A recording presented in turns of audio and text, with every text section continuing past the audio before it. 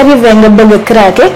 ça arrive à tous les entrepreneurs boo nekkee entrepreneur te loolu dalagu la ça veut dire que sa parcours moom des na am na foo xam ne war nga fa toll war nga jaar ci étape boo xam ne di nga bëgg a arrêter di nga craquer mais lan moo tax jusque là on a continué parce que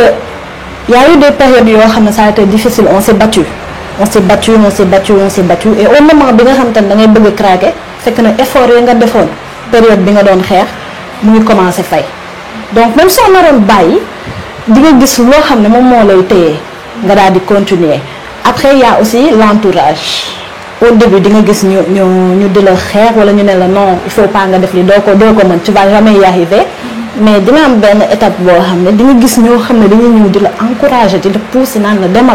demal tu vas y arriver comme xam nga boo amee ay produits di nga gis benn jour benn client jékki-jékki rek envoyé la benn message tu te dis ah franchement on a vu que li ngay defar léegi dafa gën a baax dafa gën a intéressant et puis yow tu es quelqu'un koo xam ne tu es une battante nga gis benn entrepreneur ñëw na la ah yow yaa ngi may inspiré man naroon naa bàyyi mais kii à la fin dootoo bàyyi man wax nañ ma lu ma metti bon bien sûr wax nañ ma lu ma metti man mos naa def li may def ñu ne mooy yow bàyyi li ngay def te nga dem uti liggéey li ngay def nii ça peut pas se faire mënoo nekk ingénieur ba pare jàng sonnati sa jàng ba pare ngay def yii minimiser carrément ce que je fais en fait et gis naa tamit des personnes à un moment donné où j'avais vraiment besoin que ñu soutenir moi des personnes ils m'ont abandonné littéralement ci koo xam ne tu es à tes débuts soxla nga ñu xaw la pousser donc c'est des trucs yoo xam ne boo ko dundee su fekkee ne tu te laisses faire mentalement dootoo jugati en fait foofu ngay rester et puis quand tu abandonnes une fois soo deful nag tu vas passer toute ta vie à abandonner donc ce que je fais moi en général quand je suis vraiment fatiguée je prends une pause une semaine benn temps boo xam ne je ne touche pas au boulot du ma liggéey du ma def dara may reposer wu jël du recul et après quand tu reviens en force donc il y a une manière de s'encourager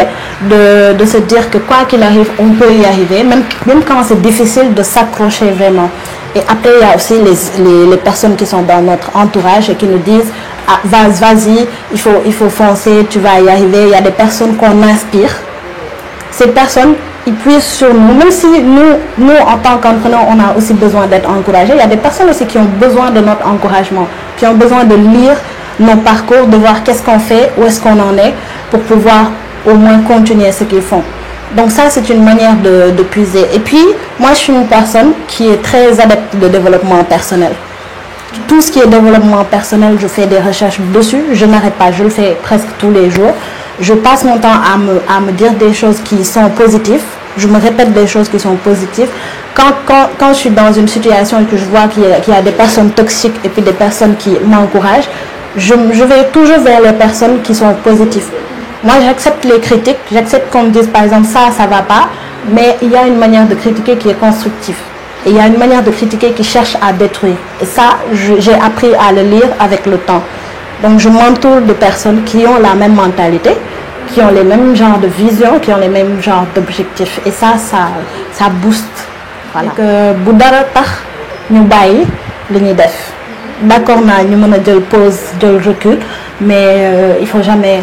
abandonner en fait si elle voit que lii mën nañ ci génn et que am nañ la volonté de le faire qu'elle fonce qu'elle n'abandonne surtout pas et qu'elle s'entoure surtout nit yoo xam ne dañ leen di encourager dañ fexe tout le temps di nekk avec des personnes yoo xam ne sont positives di leen pousser vers l'avant